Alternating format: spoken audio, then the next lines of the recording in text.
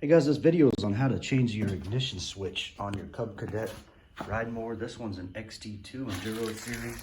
Okay, so what I did, don't make this mistake. I took the steering wheel off and this top bracket here, which really wasn't hard. The steering wheel was just one bolt, but I figured out, you know, I got down to here and I didn't even need to do that. All I did, take a screwdriver and pry that off, and then it just pops right out. There's some clips, and so this is your switch right here. I got a new one here for about 30 bucks from the Cub Cadet dealer.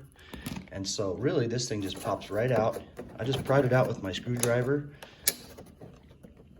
There we go. And there's some wires hooked to it.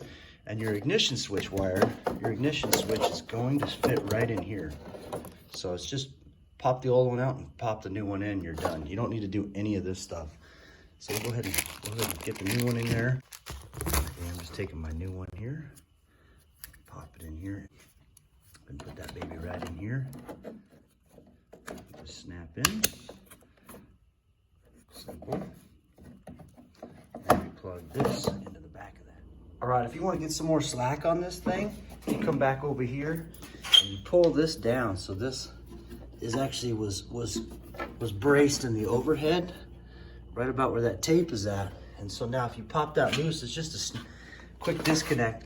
It'll get you more slack on this, so you can bring this all the way out.